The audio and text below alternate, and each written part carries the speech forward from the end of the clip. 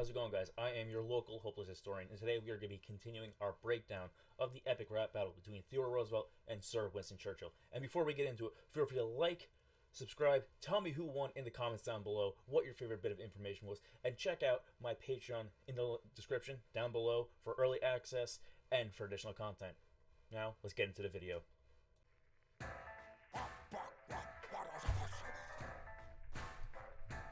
Winston, Churchill, Winston, Theodore Roosevelt!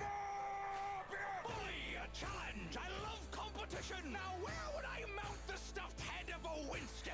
I'm into fitness, digging ditches through an isthmus, rough riding down a Cuban line. What's up, bitches? I keep my rhymes pure like my food and drug.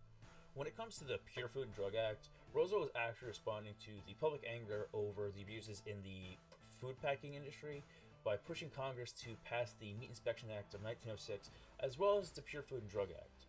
Though most conservatives were actually opposed to this bill, once Upton Sinclair's The Jungle was published in 1906, the novel portrays the harsh conditions and exploits the lives of the immigrants in the United States, in Chicago, and other similar industrialized cities. Sinclair's primary purpose in describing the meat industry and its workers' conditions was to advance actually socialism in the United States. However, most readers were more concerned with several passages exposing health violations and unsanitary practices in the American meatpacking industries during the early 20th century, which greatly contributed to the public outcry which led to the reforms, including the Meat Inspection Act previously mentioned.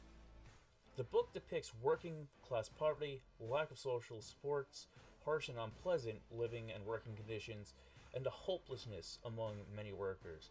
These elements are contrasted by the deeply rooted corruption of the people in power.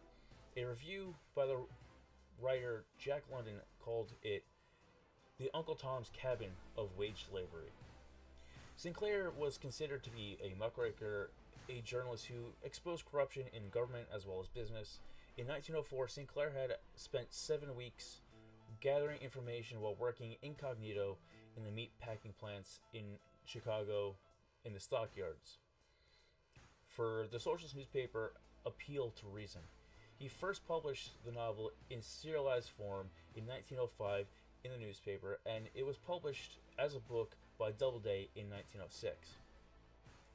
Sinclair intended to expose the infernos of exploitations of the typical American factory worker at the turn of the 20th century, but the reading public actually was more fixated on the food safety, as the novel mostly pressed the issue. Sinclair admitted his celebrity arose not because the public cared about anything towards the workers, but simply because the public did not want to eat tubercular meat. Sinclair's account of workers falling into rendering tanks and being ground along with animal parts into Durham's pure leaf lard gripped the public. The poor working conditions and the exploits of children and women, along with men, were taken to expose the corruption in the meatpacking factories. The British politician Winston Churchill praised this book in a review. Bertolt Brecht Took up the theme of terrible working conditions at the Chicago stockyards in his play St. Joan of Stockyards. In German, it's this: Die heilige Johanna der Schlachthöfe. Transforming Joan of Arc to the environment. In 1933, the book even became a target of the Nazi book burning due to Sinclair's endorsement of socialism. The Jungle helped galvanize support for reform. The Meat Inspection Act of 1906, banning misleading labels, preservatives that were considered harmful chemicals at the time. The Pure Food and Drug Act actually banned food and drugs that were impure or falsely labeled from being made and sold and even shipped. Roosevelt also served as honorary president of the American School Hygiene Association from 1907 to 1908, and in 1909 he convened the first White House conference on the care of dependent children, which was designed to raise public awareness and address children's issues applicable to the time. I'm an American stock, and you're the British Alma Phi. I mean, for Christ's sake, look at that mug! At least grow a spruce mustache and cover part of it up! And let's face it, you're not all that great! You tossed away lives in Gallipoli like they were scraps off your plate! So, for this campaign, Churchill was actually serving as First Lord of Admiralty, and the Gallipoli campaign was actually intended to force Germany's ally Turkey out of the war completely. It began as a naval campaign with British battleships sent to attack Constantinople, which is now Istanbul. This failed when the warships were actually unable to force their way through the straits known as the Dondoles. A third of the battleships were actually sunk or disabled in a singular day on March 18th, 1915. However, the British and Anzac forces only succeeded in really getting a toehold in the peninsula, which resulted in a lot of trench warfare and true stalemate. Over the next 8 months, little progress was ever made, and the Anzacs were forced to evacuate in December. By January 1916, the last British troops actually followed suit and withdrew, and the venture was actually abandoned. Some of the key failure points are the use of civilian minesweeping ships. That was mainly due to the inadequate protections from the British Navy, mainly because the Ottomans had their artillery entrenched. So the naval ships of the British actually could not adequately suppress any of the fire, and during the nights, the Ottomans would essentially just place back all of the replace the mines that were actually disabled or removed, and they were able to constantly do this. There were actually pretty heavy casualties on both sides, not just from the fighting, but also from the terrible conditions. The failures of Winston Churchill in this particular campaign resulted in about 250,000 casualties with 46,000 fatalities, and he was serving as the First Lord of the Admiralty, so the responsibility fell solely on Sir Winston Churchill. The whole miserable country is the size of one state! And see my way through running that without donning my pants? Now go toe-to-toe with me, you bloated drunk old man! Why don't you do-si-do on over to a 12-step program? I'll bust a trust fund lush with my American muscle! Theodore Roosevelt is often credited for launching the era of trust busting, but he more so preferred government regulation of monopolies. His successor, however, William Howard Taft, wanted the courts to break up all unlawful monopolies, whereas Woodrow Wilson eventually adopted a combination of both these approaches. For his aggressive use of the 1890 Sherman Antitrust Act, compared to his predecessors, Roosevelt was hailed as a trust buster, though in reality he was more of a trust regulator. Roosevelt viewed big business as a necessary part of the American economy, and only sought to prosecute what he deemed to be the bad trust, those that restrained trade or charged unfair prices. But he did bring about 44 antitrust suits, breaking up the Northern Securities Company, the largest railroad monopoly, and regulating Standard Oil, the largest oil company. President Benjamin Harrison, Grover Cleveland, and William McKinley combined had prosecuted only 18 antitrust violations under the Sherman Antitrust Act. In May 1902, anthracite coal miners went on strike, threatening a national energy shortage. After threatening the coal operators with intervention by federal troops, Roosevelt had won their agreement to dispute arbitration by a commission, which succeeded in stopping the strike.